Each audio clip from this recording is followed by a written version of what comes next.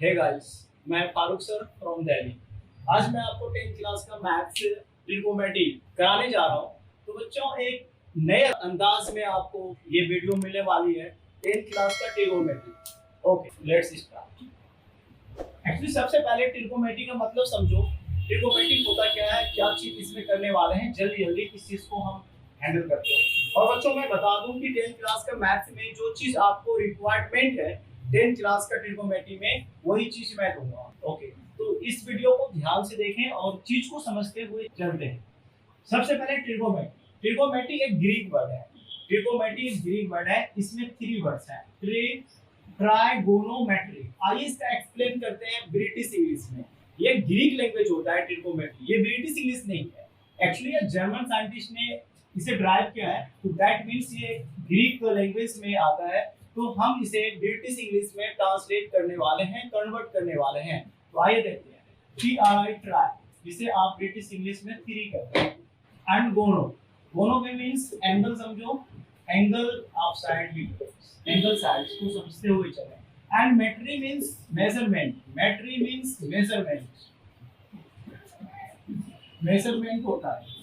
तो that means actually क्या है बच्चों कि आप ये जो ट्रिगोनोमेट्री सुन रहे हो, नाम तो न्यू लग रहा है आपको 10th क्लास में ट्रिगोनोमेट्री, वैसे और सब एक्चुअली और सब बोर्ड में 9th क्लास में भी है। कई अच्छी अच्छी किताब जो प्राइवेट स्कूल में जो पढ़ाई हो रही है ना, बड़े बड़े स्कूल्स में, तो दैट मींस वहाँ पे 9th क्लास में भी कुछ ट्रिगोनोमेट्री का बेसिक चीज बताया गया है। लेकिन एनसीईआरटी में 10th क्लास से शुरू है, स्टार्ट है। तो दैट मींस आपने 10th क्लास में पहली बार सुन रहे हो ट्रिगोनोमेट्री, लेकिन इसकी बहुत सारी चीजें, बहुत सारे कॉन्सेप्ट आपने प्रीवियस क्लासेस में भी सीखा है, जाना है, लेकिन आप इस टॉपिक को बहुत हार्ड टॉपिक समझने लगते हो और आपको डिफिकल्ट खुद से खुद आने लगता है। दैट मींस ऐसा नहीं है। ये ट्रिगोनोमेट्री नाम तो आपने पहली बार 10th क्लास में सुना होगा, या फिर आपके चैप्टर में ट्रिगोनोमेट्री इंक्लूड कर दिया, लेकिन कुछ ऐसे चीजें हैं जो कि प्रीवियस क्लासेस में मैच करता है। तो आइए मैं बताता हूँ। ट्रिगोनोमेट्री एक न्यू नहीं है आपके लिए, मैं ये बताने की कोशिश कर रहा हूँ, ये ओल्ड है, बट इसकी चीज जब एक्सप्लेन अभी मैं करूंगा उसी अंदाज में, ताकि आपको हलवा लगे। तो आइए हम देखते हैं ट्रिगोनोमेट्री की चीज को। ट्राई मींस 3 होता है, गोनो मींस एंगल या साइड्स, मेट्री मींस मेजरमेंट। इसका मतलब ये हुआ कि राइट ट्रायंगल बेस पे 10th क्लास का जो ट्रिगोनोमेट्री बेस है राइट ट्रायंगल पे है, और राइट ट्रायंगल का नाम मैं मेंशन करता हूं, एंगल ए, एंगल बी और एंगल सी। ये 90 डिग्री। देखो बच्चों, ये बेस होता है। बहुत सारे ऐसे भी बच्चे हैं जिसके मैथ्स बहुत ही बिल्कुल जीरो होता है, तो मैं उस बच्चों को भी देखते हुए इस वीडियो को मैं शूट कर रहा हूँ। कुछ ब्रिलियंट बच्चे हैं, वो 2 मिनट रुक जाओ मान ली। तो दैट मींस यहाँ पे देखिए बेस, और एक्चुअली बेस पे ये परपेंडिकुलर होता है। परपेंडिकुलर हमारा एक्चुअली इस पे होता है, और यहाँ से जो साइड मैंने इसको मिला दिया तो ये राइट ट्रायंगल बन गया, राइट। ओके, अब देखिए इसका एंगल मेजरमेंट कर रहा हूँ, नेमिंग रख रहा हूँ, angle A, angle B, angle C. ऐसा नहीं ये एक्स वाई जेड भी कुछ भी रख लो, कुछ भी, ये पेन, बुक, पेंसिल, कुछ भी नाम रख लो, इससे कोई फर्क नहीं पड़ता। लेकिन नॉर्मली सभी का एबीसी कर देते हैं, तो ठीक है एक्स वाई जेड भी कर लो, सी डी एक्स कर लो, कुछ भी नेम मेंशन कर लो, कोई ये चीज नहीं है कि एबीसी ही होगा। यस, तो दैट मींस यहाँ से 90 डिग्री एंगल है, ये हमारा बेस होता है। और ये हाइपो, हाइपो मींस होता है बिग, बिग, पूरा नाम हाइपोटेन्यूज, और ये मेरा परपेंडिकुलर होता है। ठीक है बच्चों, that means A B side को परपेंडिकुलर कहा है और बीसी साइड को बेस और एसी साइड को हाइपोटेन्यूज। तो बच्चों, मैं इस वीडियो को लेंथी नहीं ले जाऊंगा, शॉर्ट में बताऊंगा। बस ये बेसिक चीज मैंने इस राइट एंगल के बारे में बता दिया। एक्चुअली क्या इस एंगल के लिए ये 90 डिग्री। तो प्यारे बच्चों, एक्चुअली क्या क्या यूज होने वाले हैं ट्रिगोनोमेट्री में। सबसे पहले एक थ्योरम पढ़ते हैं, पाइथागोरस थ्योरम। पाइथागोरस थ्योरम, ठीक है, पाइथागोरस थ्योरम, ये नाम है ना। एक्चुअली इसने कुछ थ्योरम दिया है, तो ये साइंटिस्ट है पाइथागोरस। ओके, तो पाइथागोरस ये साइंटिस्ट का नाम है, मैथमेटिशियन थे ये। पाइथागोरस थ्योरम, आइए पाइथागोरस थ्योरम क्या कहता है। राइट ट्रायंगल एक बनाओ, राइट ट्रायंगल ड्रॉ कर लिया मैंने, अभी आपको सिखा था राइट ट्रायंगल, ठीक है। इसका नाम ए बी सी नेमिंग कर दिया हमने। ओके बच्चों, तो दैट मींस आइए पाइथागोरस ने क्या कहा, बहुत ही इजी लैंग्वेज में ये थ्योरम, ये थ्योरम सबको डिफिकल्ट लगता है, ये है क्या चीज। पाइथागोरस ने कुछ नहीं कहा था, पाइथागोरस सर ने ऐसा बोला था कि सबसे जो बिगेस्ट साइड है AC, ये जो हमारा AC स्क्वायर है ये सबसे बड़ा है, तो ऑब्वियसली बात ये बड़ा है तो एक्चुअली ये दोनों साइड इसके स्क्वायर के सम के बराबर होगा, तभी तो ये सबसे बड़े हैं, सबसे बड़े हैं तो दैट मीन सबसे बड़ा तभी होगा अगर सेंस लगाया जाए तो ये दोनों को जोड़ा जाए तो ये इसके इक्वल होगा, तभी तो ये बड़ा होगा।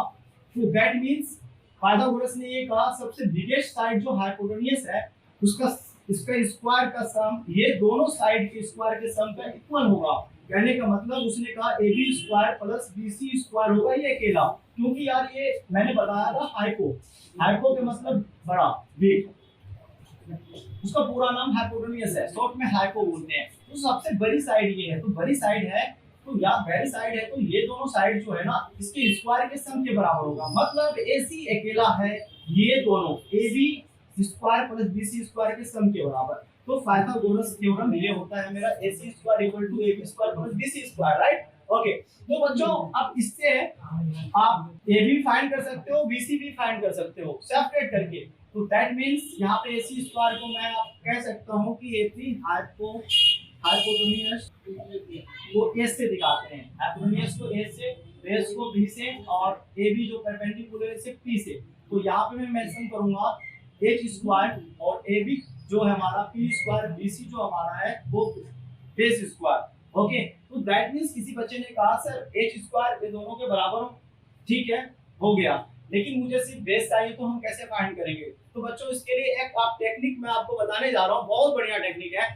आप किसी भी चीज को अगर तुम माइनस कर रहे हो तो बड़े में से छोटे को माइनस कर रहे हो, जब हम किसी चीज को माइनस करते हैं तो बड़े में से छोटे को माइनस करते हैं। तो बच्चों मैंने अभी आपको बताया कि सबसे बड़े साइड कौन सा है, एक्चुअली AB मतलब हाइपोटेन्यूस है, तो जब भी माइनस होगा तो H में ही माइनस करना है। तो मुझे B स्क्वायर निकालना है तो B स्क्वायर लिख दूं, माइनस किस में करना है H square minus P square में।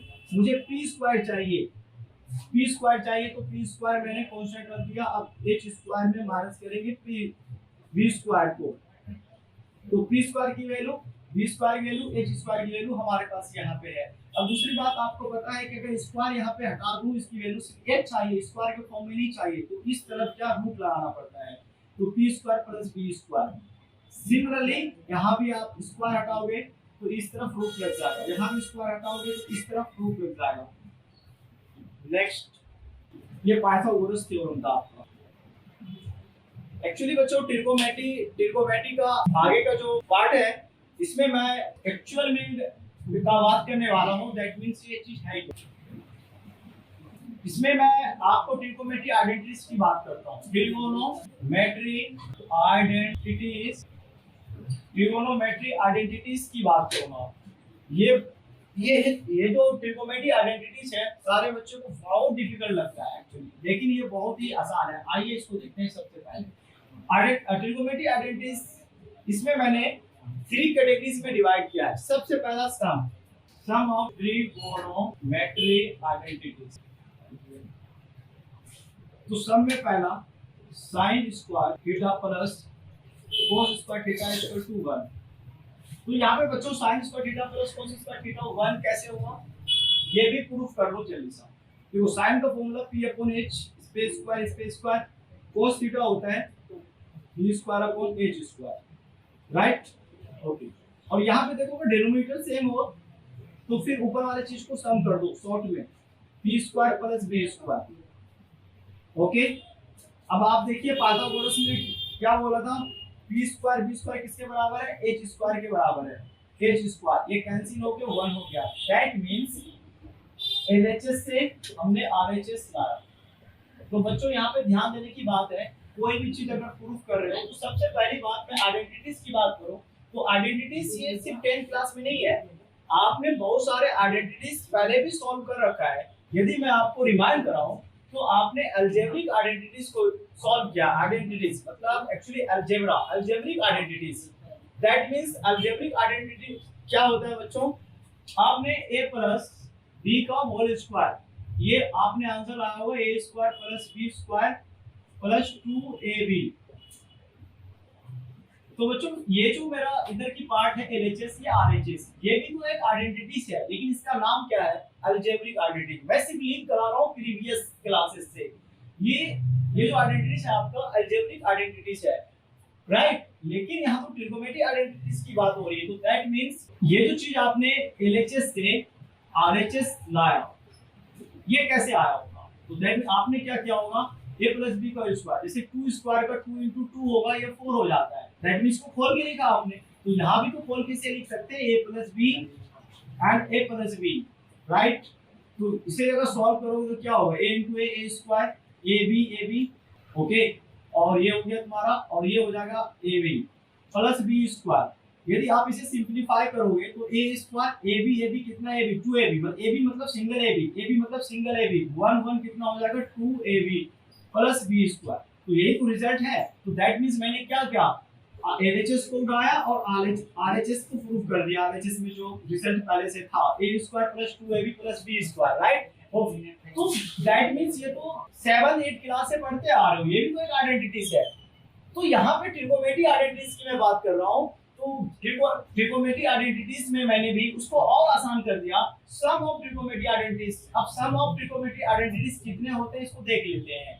तो फर्स्ट मैंने sin square theta plus cos square theta 1 लाया है, और कैसे लाया प्रूव करके, ये चीज मैंने यहाँ पे सॉल्व करके दिखाया बच्चों। हाँ यस, जो first sin square theta plus cos square theta जो 1 लाया था हमने, इसे सेपरेट करके लिख सकते हैं। sin, एक बच्चा बोला सर sin स्क्वायर थीटा किसके बराबर होगा? तो मैंने कहा sin स्क्वायर थीटा जो उसके साथ होगा उसको उधर भेज दो, 1 की तरफ ट्रांसफर कर दिया, 1 माइनस cos स्क्वायर थीटा हो, राइट। ओके, देखो बच्चों, फिर किसी बच्चे ने कहा सर sin स्क्वायर थीटा को मैं सेपरेट कर सकता हूं क्या? cos स्क्वायर थीटा को नहीं कर सकता? बिल्कुल कर सकते हो। और करके लिख दीजिए आप, और करके cos स्क्वायर थीटा किसके बराबर होगा? तो वो 1 माइनस sin स्क्वायर थीटा। अब यहाँ पे समझो बेटा, है तो sin स्क्वायर थीटा को मैंने सेपरेट किया, देखो sin किसकी पोजीशन चेंज हुई? सिर्फ cos की होगी, क्योंकि sin स्क्वायर थीटा का एक्चुअली मैंने फार्मूला जनरेट कर रहा हूं, sin square theta equal to 1 minus cos square theta. आपने देखा cos स्क्वायर थीटा को मैंने सेपरेट किया 1 माइनस sin स्क्वायर थीटा में। अब दूसरा मैं बोलूं, दूसरा सम देखिए, 1 प्लस tan स्क्वायर थीटा वो sec स्क्वायर थीटा के बराबर होता है। अब बच्चों देखो यहाँ पे 1 plus tan square sec square theta, अब यहाँ से भी आप सेपरेट कर सकते हो और भी फार्मूला क्रिएट कर सकते हो।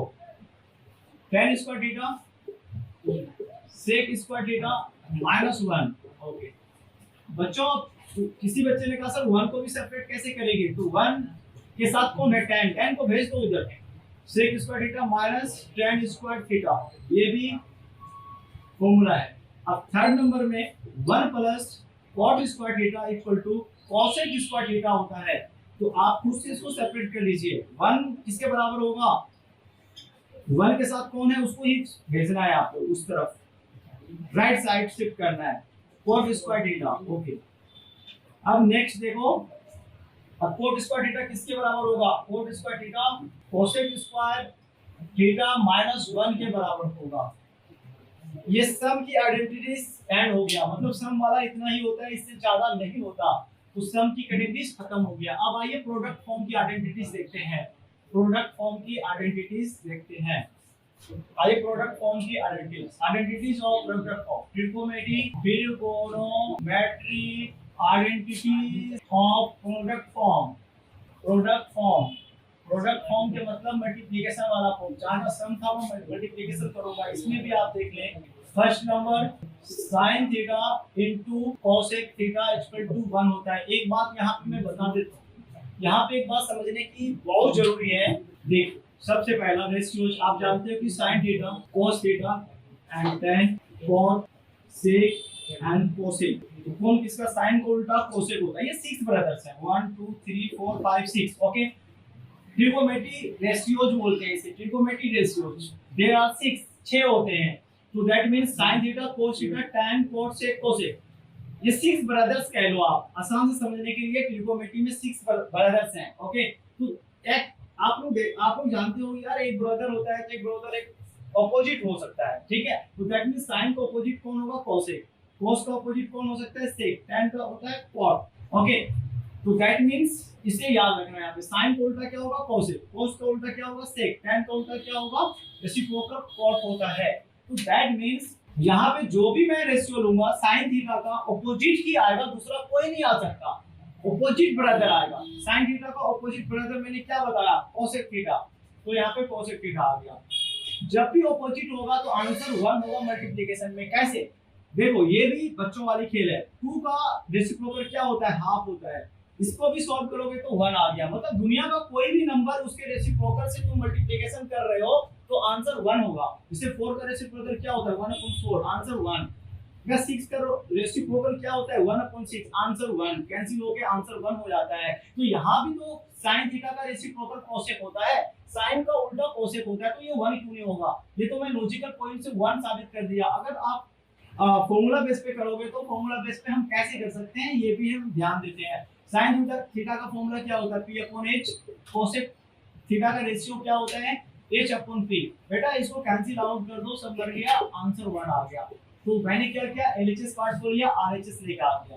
दैट मींस इसे बोलते हैं प्रोडक्ट फॉर्म। तो प्रोडक्ट फॉर्म पहला होता है, प्रोडक्ट फॉर्म में आप याद रखिएगा, मैं सारे फॉर्मूले ऐसे याद करा दूंगा। साइन जब भी आएगा उसके साथ ऑपोजिट रेशियो आएगा। साइन का ऑपोजिट क्या होता है, कोसेक, तो साइन का कोसेक हो गया, इसकी वैल्यू 1 होगी। कैसे आएगा, मैंने इस प्रूफ से बता दिया, टेक्निक से बता दिया कि किसी भी चीज का अगर मैं रेसिप्रोकल से मल्टीप्लिकेशन करता हूं तो आंसर 1 आता है। अब दूसरा, अगर मैंने दूसरा लिया cos, तो cos के साथ आप बताओ कौन आएगा। देखो cos का उल्टा भाई क्या है, sec, उसके साथ मल्टीप्लिकेशन sec के साथ में ये भी 1 ही होगा, क्योंकि मैंने बता दिया दुनिया का कोई चीज उसके ऑपोजिट से मल्टीप्लाई करोगे तो आंसर 1 आएगा। अभी भी मैंने बताया था 4 का उल्टा क्या होता है भाई, ऑपोजिट नंबर, 1/4, मल्टीप्लिकेशन कर रहे हो तो आंसर 1 ही आएगा। आप 1 लाख ले लीजिए, ठीक है, 1 लाख का ऑपोजिट क्या होगा, 1/1 लाख होगा। इसे भी सॉल्व करोगे तो आंसर 1 ही आएगा, राइट। तो दैट मींस यहाँ पे मैंने लॉजिकल टेक्निक से बताया आपको कि cos थीटा का उल्टा होता है sec थीटा। तो sec थीटा जब मल्टीप्लिकेशन कर रहे हैं तो भाई ऑपोजिट है, इसके इनवर्स होता है, तो 1 ही तो आंसर आएगा। तो आप फॉर्मूला बेस पे भी चेक कर सकते हो, cos का होता है b/h और sec का होता है h/b, आप चेक कर लीजिए, ठीक है। तो दैट मींस ये कैंसिल आउट होके भी आंसर 1 आ रहा है। तो ये तो मैं आपको जिस तरीके से किताब में कराया गया है, सारे टीचर करा रहे हैं कि इस तरीके से 1 आता है, लेकिन मैंने आपको एक बहुत अच्छा लॉजिक दिया है कि किसी भी चीज को अगर उसके रेसिप्रोकल से मल्टीप्लाई कर रहे हो तो आंसर 1। और यू नो, तुम जानते हो cos थीटा का उल्टा क्या होता है, sec थीटा। जब sec थीटा को मल्टीप्लाई कर रहे हो उसके cos थीटा से तो आंसर 1 ही आएगा। ऐसे भी आप समझ लोगे। नेक्स्ट तीसरा, आप चाहो तो इसको सेपरेट भी कर सकते हो, इससे भी फॉर्मूला जनरेट कर सकते हो, इससे भी फॉर्मूला जनरेट कर सकते हो पहले की तरह। अगर मैं sin थीटा का फॉर्मूला निकाल रहा हूं तो sin थीटा के साथ मल्टीप्लिकेशन में कोसेक है, तो मल्टीप्लिकेशन फॉर्म में अगर मैं राइट साइड ले जाऊंगा तो वो डिवाइड में चेंज हो जाता है, मतलब 1/कोसेक थीटा होगा। ये चीज आपको पहले से पता होगा, ठीक है। जैसे कि आप 2x = 1, अब x लाएंगे तो x की वैल्यू फाइंड करना है तो 1/2 लाते हो, बिल्कुल आते हो, क्योंकि ये मल्टीप्लिकेशन में है, उस तरफ जाते हैं तो डिवाइड फॉर्म में होता है। नेक्स्ट देखिए आप, तो किसी बच्चे ने कहा सर कोसेक थीटा किसके बराबर होगा, मैंने कहा बुद्धू कोसेक थीटा के साथ मल्टीप्लिकेशन sin थीटा है तो मल्टीप्लिकेशन फॉर्म में है, अगर मैं राइट साइड ट्रांसफर करूंगा, शिफ्ट करूंगा तो sin थीटा डिवाइड फॉर्म में आ जाएगा, मतलब 1/sin थीटा = कोसेक थीटा के बराबर हो गया। कहने का मतलब पहला product sin theta = cosec theta 1 होता है, तो मैंने sin थीटा 1/कोसेक लिख लिया, कोसेक थीटा किसके बराबर होगा, 1/sin थीटा होगा। ये जब आप किसी भी आइडेंटिटीज को बच्चों प्रूव करोगे तो उसमें ये सारे यूज होगा, है ना, ठीक है। तो दैट मींस इसी तरीके से और भी आप सेपरेट कर सकते हो सेकंड बारे में। cos थीटा अगर फाइंड करना है तो 1/sec थीटा फाइंड कर सकते हो, कैसे आपको पता है, यू नो। अब sec थीटा निकालना है तो sec थीटा के साथ मल्टीप्लिकेशन फॉर्म में ही cos थीटा है तो डिवाइड फॉर्म में आ जाएगा, मतलब नीचे आ जाएगा, sec theta 1/cos theta, right. Next third number, last product देख लीजिए, फिर सबको रिवीजन करा दूंगा मैं 5 मिनट में। लास्ट वाला किसके साथ आ सकता है, थर्ड वाला जो है हमारा tan थीटा के साथ cot ही आएगा, क्योंकि मैंने बता दिया ऑपोजिट आएगा, sin के साथ ऑपोजिट आया था cosec, cos का ऑपोजिट sec आया था, तो tan का ऑपोजिट कौन है, cot थीटा है, अभी भी बताया हमने। तो इसकी वैल्यू तो मारो ट्रिक 1 ही आएगा। जैसे ही देखा इसको ऑपोजिट है, मल्टीप्लिकेशन हो रहा है, सर ने बोला है किसी भी चीज को अगर मल्टीप्लिकेशन कर रहे हो उसको रेसिप्रोकल से मल्टीप्लिकेशन कर रहे हो, किसी भी चीज को रेसिप्रोकल से मल्टीप्लाई कर रहे हो तो आंसर 1 आता है। तो tan का रेसिप्रोकल कोट होता है और मल्टीप्लाई करो तो आंसर 1 ही आएगा ना। आप चेक भी कर सकते हो फॉर्मूला पे, p/b और ये b/p, ये दिस कैंसिल आउट वैल्यू 1, तो LHS = RHS प्रूव कर दिया आपने। ठीक है बच्चों, तो दैट मींस सेपरेट कर सकते हो, इससे भी क्रिएट कर सकते हो फॉर्मूला tan थीटा किसके बराबर हो जाएगा 1 cot थीटा के बराबर होगा, और cot थीटा किसके बराबर होगा 1 tan थीटा के बराबर होगा। ठीक है, तो ये थर्ड, ये प्रोडक्ट आपको पहला मैंने सम वाला फॉर्मूला कराया था, और ये तो बच्चों अब नेक्स्ट वीडियो में इसके आगे के जो रिमेन पार्ट बच गए हैं नेक्स्ट पार्ट में मैं अपलोड करूंगा। Thank you so much.